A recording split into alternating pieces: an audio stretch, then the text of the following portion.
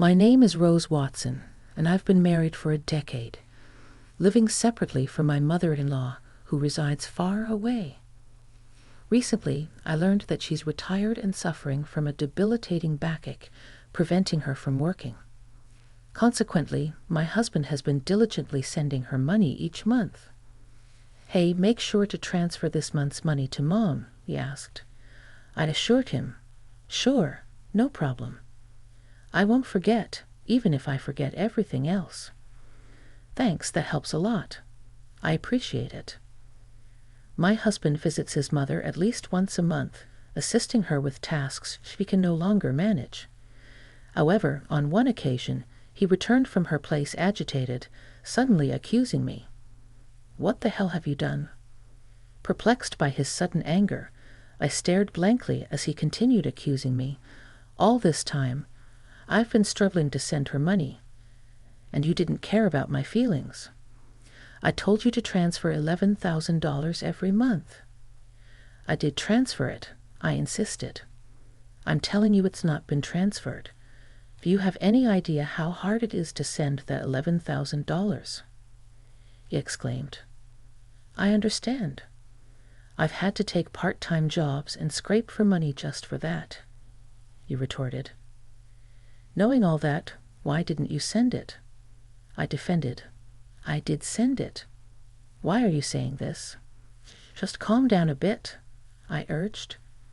"How can I be calm when Mom is troubled because she doesn't get the money from me and has even started doing piecework?" He explained. "But I definitely did send it." "Are you saying my mom is lying?" I questioned. "Then there's no way my mom would lie to me. You can't just make an assumption and then get mad when it's not true. I don't even know why this is happening. I've been sending her the money you give me every month.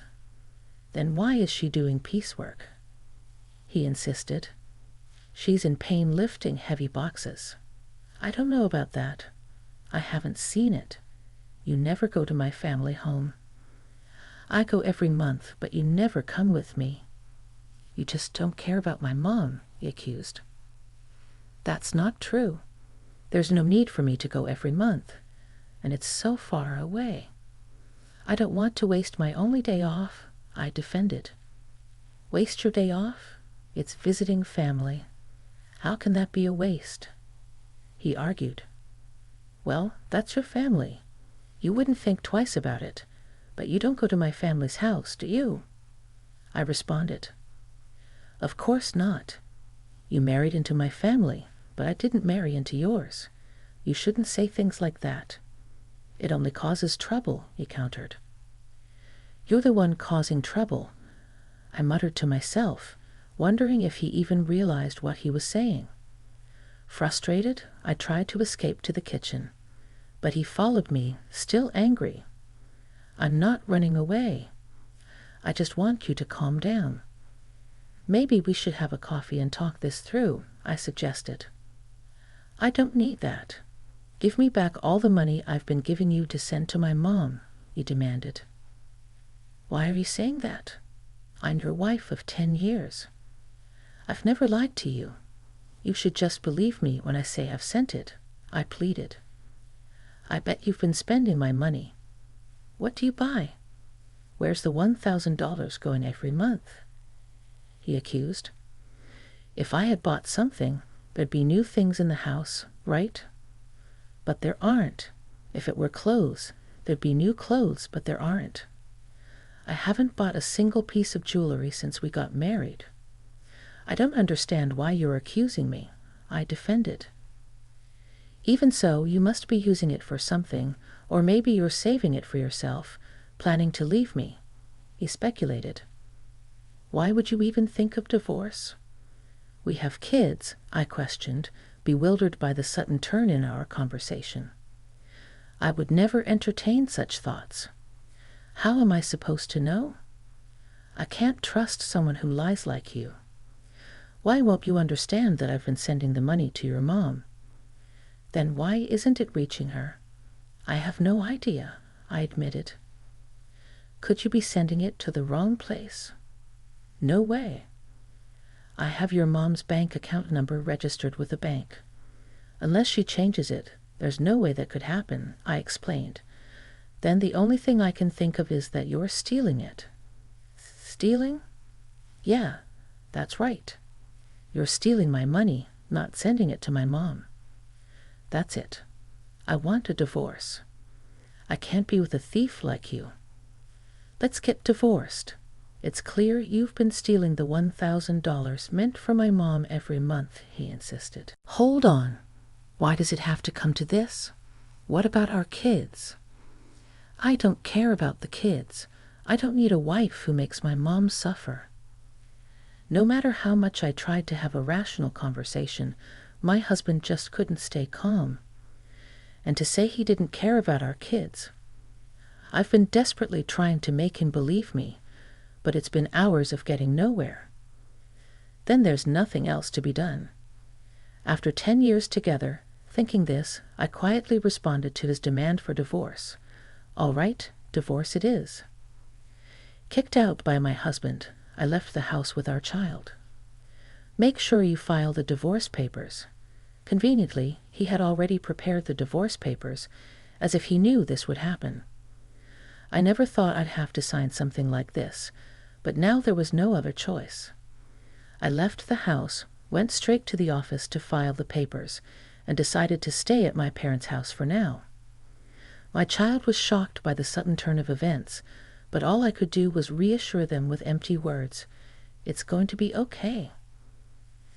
Then, after settling down in a new place, my child, I got a call from my ex-husband, Mark. Something weird is happening. Out of the blue, Mark started talking as if we were still married. What do you want with me? A stranger now? I know we're strangers. You call me suddenly, don't even ask about your child, and say something weird is happening. You sound much weirder, you know. Well, here's the thing. I've been sending the money to my mom myself, but she says it's not being transferred. Maybe you're not transferring it. That's impossible. I did it myself. I don't know about that. Maybe you're doing it unconsciously, or perhaps you only dreamed you did it. Don't compare me with you. Then don't call me. I'm not free to deal with this. You're working as usual, so you're free. How much more will he belittle me? He must think I'm just sitting around doing nothing. My bank statement shows I sent the money. The money's been withdrawn, but my mom says she didn't receive it. What do you think that means? Maybe you sent it to the wrong person. Then where did I send it? I don't know. Maybe you're giving it to some other woman. That's ridiculous. To me, it's ridiculous to even have this conversation, but Mark doesn't seem to think so. Anyway, I have nothing to do with it. Wait, that's too cold. You can't just cut ties so easily. I'm not cold. The moment you decided on divorce, you were out of my life. How can you cut ties so easily? A woman doesn't look back. What's the use of dwelling on the past? On you, it's a waste. I'm in trouble here, not my problem. Can't you at least listen to me? How utterly self-centered. All right then, start from the beginning. Tell me what's happening, and what's going on. Well, it was the day I said I wanted a divorce. Remember? I went to check on Mom at her house, right? I asked her why she was doing piecework, even though I sent her $1,000 every month. She said she hadn't received any transfers, so she had to do piecework to get by. Now I get it. That's why you were so angry, and you thought I was pocketing the money. Yeah, that's right. But even when you transferred it yourself, it didn't get there. Yeah, that's what's happening. So doesn't that mean it wasn't me?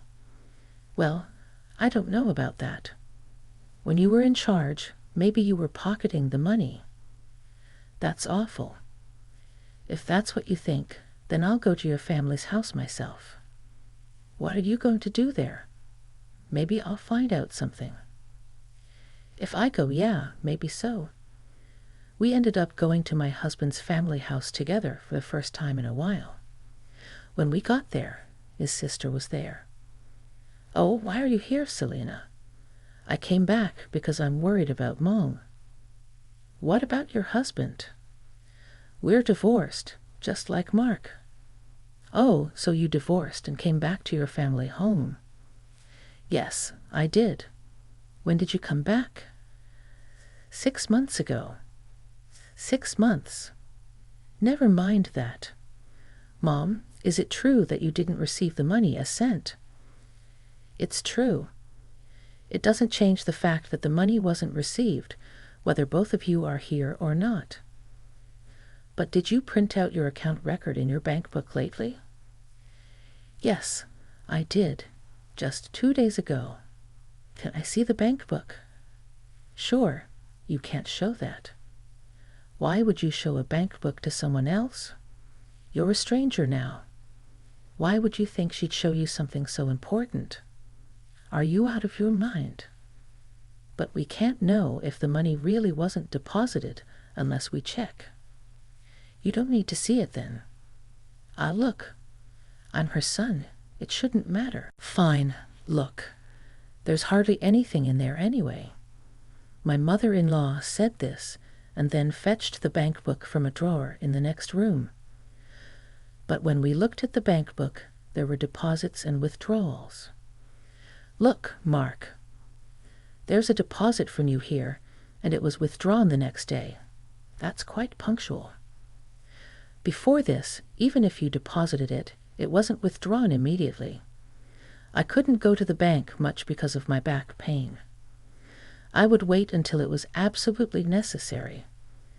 But since Selena came back, she's been going to the bank for me, which has been a big help. Ever since Selena returned, she's been the one going to the bank. The money was always withdrawn the next day, according to the bank book. Mark and I instinctively looked at her. What? I don't know anything about this, she said desperately. But from what we see here, it looks like you withdrew it, Selena. Mom doesn't go to the bank, and maybe someone else has Mom's card and is withdrawing the money every month. I don't have a card. I'm afraid of losing it, so I never made one, she replied anxiously. Tell the truth, Selena, Mark urged. All right, it was me. Mom told me to withdraw the $1,000 she was getting each month. I saw it was being deposited every month, so I thought borrowing a little bit would be okay. If you're borrowing it, are you planning to pay it back? I interjected. I intend to pay it back. I just don't have the money for it right now, she confessed. Why would you do such a thing? Mark questioned. I really needed the money. I only borrowed it because I had to. Besides, Mom's managing to get by. Isn't that fine? Selena justified. Were you that desperate for money? His mother softened her tone and asked. Then Selena completely changed her tone from her previous assertiveness, now playing the role of a pitiful victim. If that's the case, it can't be helped. Mark was kind enough to send the money, but this is an unavoidable situation. Yeah, if sister was in trouble, it's the family's job to help after all, Mark reasoned. Despite his rage and accusations towards me, Mark forgave his sister as if nothing had happened. Hey, I was called a thief over this, and now you're just going to let it go because it's your sister. It can't be helped, she said. She's in trouble. That's fine for your money. But don't you have something to say to me? I challenged. Not really, no. Not even an apology after all the horrible things you said to me. Why should I apologize? I don't see any need to, Mark replied. I was hurt by what you said. I muttered to myself, anyway, it's not like I did anything wrong, right? Selena was having a hard time, so this happened. It's not Mark's fault. He doesn't need to apologize. His mother supported. Isn't this just like being completely surrounded by enemies? Even if I speak the truth, This place is hostile territory. There's no doubt that anything I say will be met with opposition. Even though a quick look at the bank book would have clarified everything, I had to travel all this way just to be treated like this. Fine, if cutting ties with you costs me this much, it's a small price to pay. I'm leaving. Drive me to the station, I demanded. Why do I have to take you? We're divorced, remember? I don't have to do anything for you, a stranger, Mark retorted. Because I came all this way for you. You asked me for help, I argued. Did I? I don't remember asking you to come. I just wanted some advice. You came here on your own. You can leave on your own too, Mark snapped. That's right. You're not a couple anymore. Why should he take you? It makes sense for a husband, but not for a stranger, his mother added. No thank you or sorry for solving the issue. After spending 10 years with such a man, it felt like such a waste of time. Fine, I'll take a taxi. I don't need you, I declared, frustrated. I called the taxi and somehow managed to get home. As I arrived home, tears of frustration streamed down my face, and I swore never to listen to that man again. However, after a while, my husband called me. Maybe he had changed his mind and was about to apologize for what happened. Perhaps he explained that he had to act that way in front of his sister and mother. But my expectations were shattered. Can you lend me some money? He asked abruptly. Shouldn't you say something to me first? Oh, long time no see, I replied. That's not what I mean. You're being troublesome, you know. It's not normal to ask for money without even apologizing first, he insisted. That's not true. We were a married couple after all. You could say we were united by fate. That's not the case anymore. The day we split up, our united fate dissolved. I still think we're united by fate, though. He keeps saying whatever he wants. So lend me some money, will you? Why? The truth is I found out Selena has a huge debt. Wait, it's been quite a while since that day. Didn't you ask her what she spent the money on? I couldn't ask her that. It would have been too pitiful. Money is a delicate subject. Maybe her ex-husband had something to do with it, or there might be some other reason. Sure, there must be some reason. But you should have asked about it for the future, right?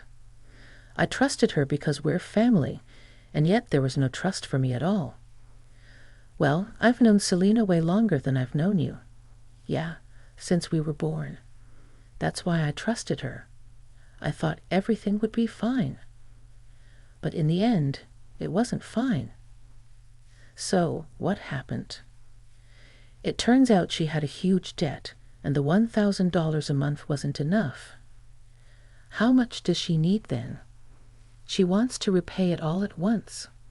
It's true that paying it off in one go would save on interest, but I don't have that kind of savings. So why did you contact me? Because you said you had a good amount of savings when we were in the car going to your parents' house. I remember. I was insulted by him saying I must be struggling without money since our divorce, and that I would have stolen the money if he continued to ask me to make the transfers. Angered by his belittling words and the assumption that I couldn't survive on a part-time job, I ended up revealing that I was trading stocks and making a good profit. But would that lead to an ex-wife being asked for a loan? Selena says she's in debt for $30 million. $30 million? Yes, so please lend me the money. It's okay, right? First, why does she have such a huge debt?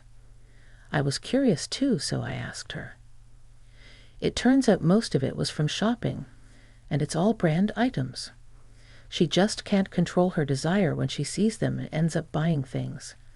She put everything on revolving credit, so the interest adds up, and she keeps buying more every month. Before she knew it, her debt reached $30 million. She's really careless, Mark. Laughing off his carelessness is quite careless himself. She didn't understand how revolving credit works. She thought she could just pay a set amount each month, and eventually it would be paid off. I guess I can understand that feeling. I can't understand it at all. How could she take such a risk? And wasn't this the reason for her divorce? Now she finally realized the interest is piling up, and it's becoming a serious problem, so she came crying to me. But I don't have that kind of money. I told her I couldn't give more than $1,000 a month. Then she suggested borrowing from you. What? Why me? You said we were strangers, and you didn't even need to drive me to the station. That's all in the past. The past should be washed away like water under the bridge. What a selfish and convenient way of thinking. Would anyone accept that? So you could afford to lend it, right? Well, yes, I do have that much in savings. Then lend it to me. I just made a lot of money with stocks recently. So you win some, you lose some with stocks, right? Yeah, that makes sense. But didn't you say stocks were like gambling? Isn't it gambling? You always ridicule me for playing the stock market, calling it a gamble. Did I? When you wanted a divorce, you hurried to separate because you said having a wife who gambles on stocks would lead to trouble. I said that when I didn't know how much you had saved. So that's why you asked me how much I had that time. You ridiculed me, but then I mentioned I had savings. Well, yeah, I didn't expect you to have that much, but I'm glad I inquired. But even at that stage, you still dismissed it as gambling. Well, yeah, but let's not worry about it. I was foolish. All right, that's not all right. You are really cruel, and now you want money I saved for our child. You're worrying too much. Our child won't need that money for a long time. It's silly to start saving from now. Money rots if you don't use it. Money rots? I've never heard of money rotting. Think of this as an investment. It's like investing in me. Why would I invest in you? Just do it. Lending me the money would be the smartest move, right? Look, if I lend you money, it won't come back, right? You're still sending $1,000 a month to your mom. Where will you find the money to pay me back? All right, I'll pay back $1,000 a month. Are you crazy? How many years do you think it will take to repay it that way? Don't say that. I really regret it. Regret? Yeah, if we hadn't split up, I wouldn't have to beg you for money now. I have to ask, isn't that unjust? So you're just after my money? No, it's not like that. We don't have love, but we can rely on each other. It feels like I'm only being relied upon. You're so rigid. Thinking like that won't make you happy. We could even remarry. I didn't mind our marriage that much. Wow, I do mind. I don't want to be with someone who can't apologize. Fine, I apologize. Sorry.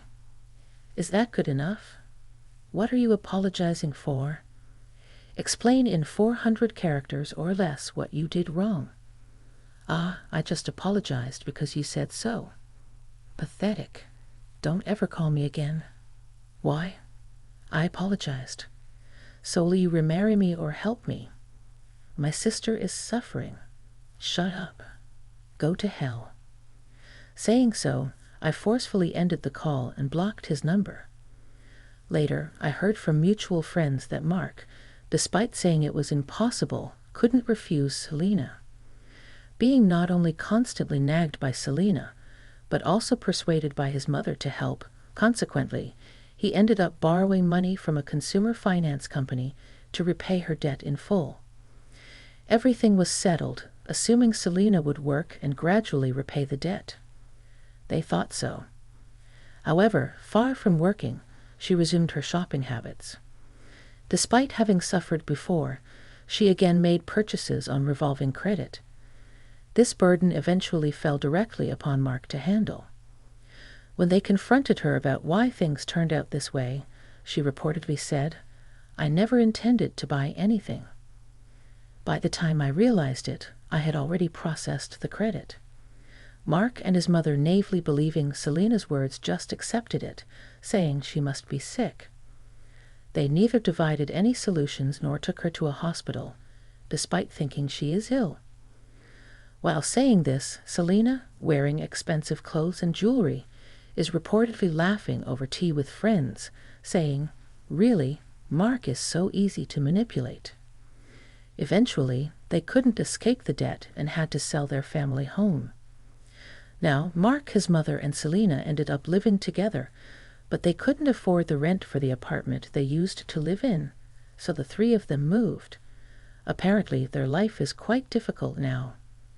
It seems only Selena is enjoying it, but neither Mark nor his mother realized this.